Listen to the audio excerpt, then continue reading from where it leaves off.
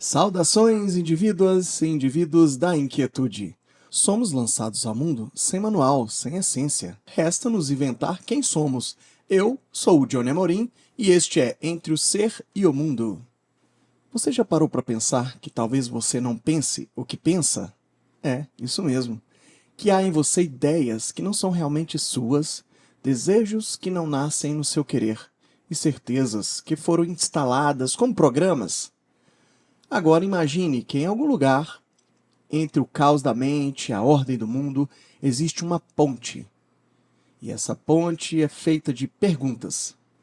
A filosofia e a psicologia não são apenas disciplinas, são mapas deste invisível. São formas de traduzir o indivisível em linguagem. Então, estudar essas duas áreas não é um luxo acadêmico, é um ato de sobrevivência intelectual. E se a vida for, como dizem os antigos, um teatro de sombras, quem acende a luz? É isso que vamos explorar aqui. Isso posto, agora vamos ao episódio de hoje.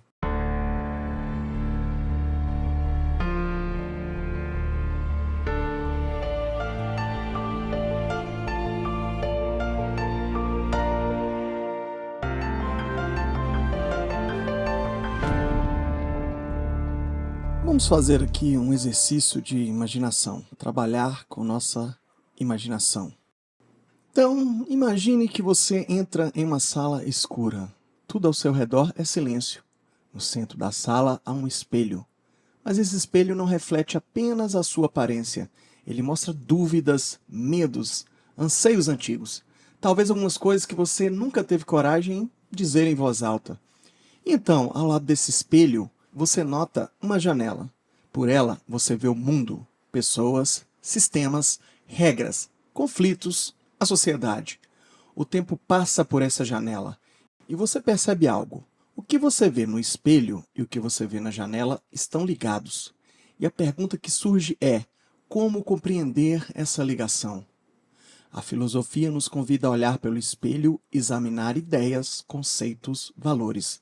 A psicologia nos guia pela janela a observar o funcionamento da mente, dos afetos e das relações. Mas, e se unirmos as duas?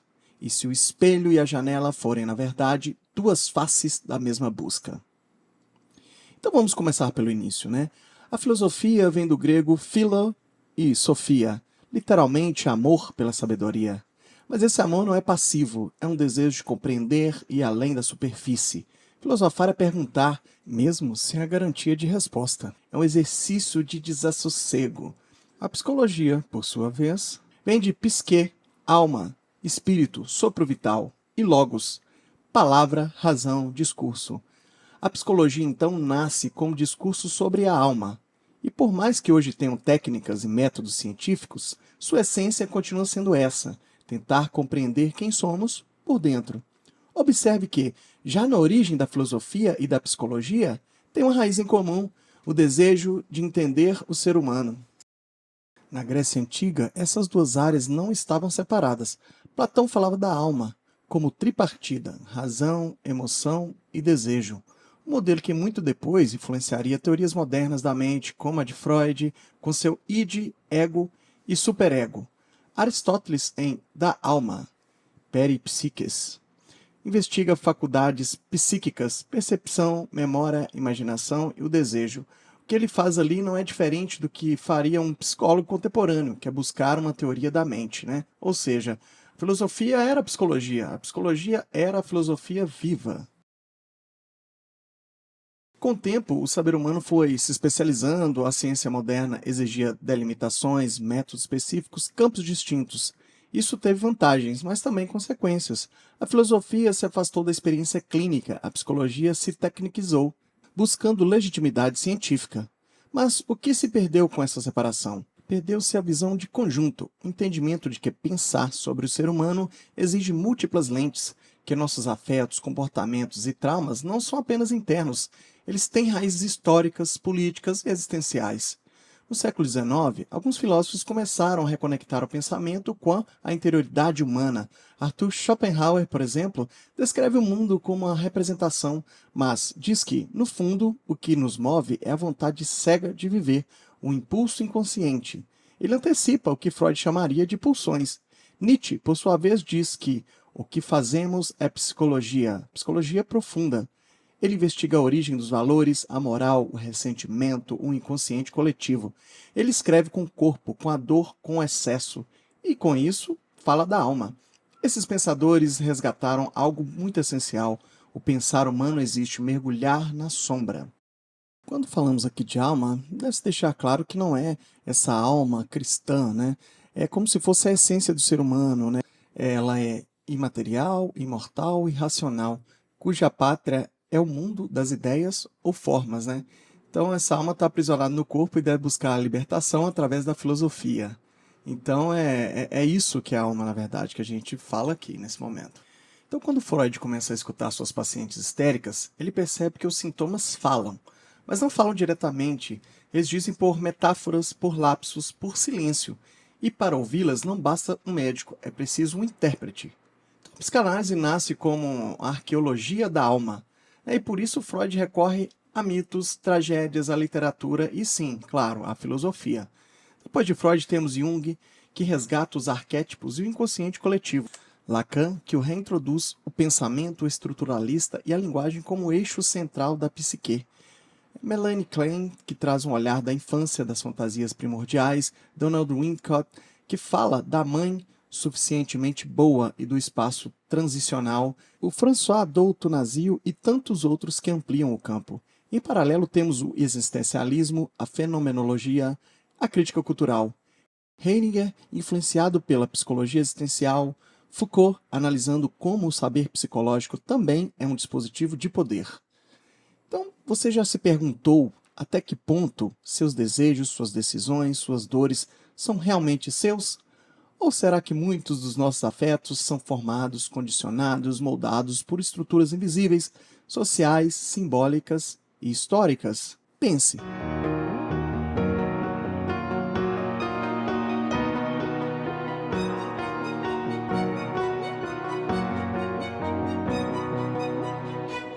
Pense um instante.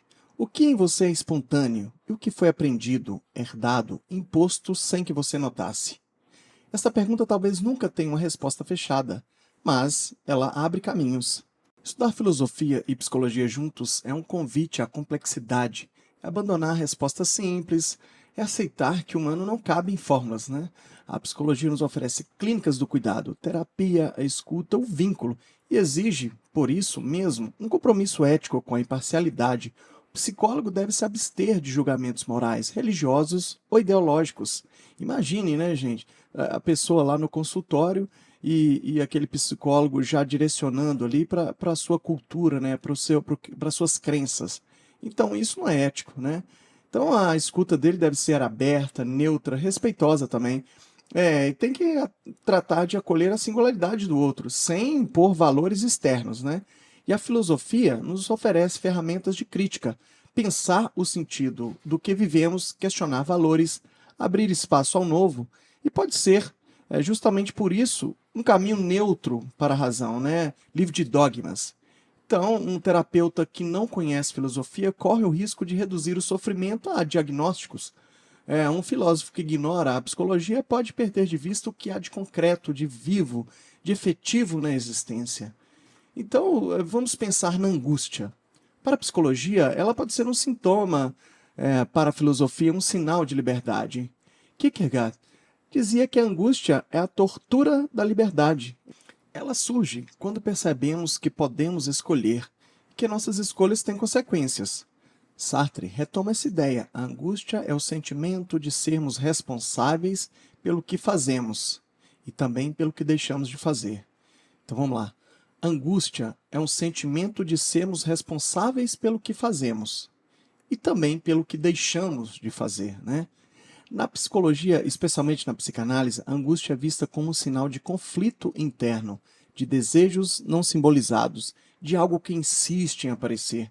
Ambas abordagens são válidas e se complementam. A angústia não é só um sintoma, é também um convite à mudança.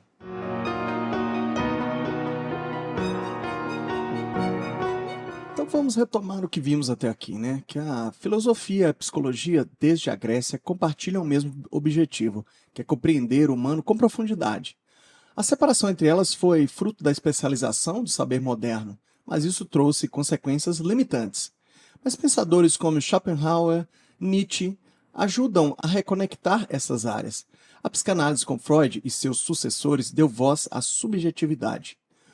O pensar humano exige interdisciplinaridade, abertura e sensibilidade. Exemplos como o da angústia mostram como as duas abordagens podem enriquecer nosso entendimento e cuidado com a existência.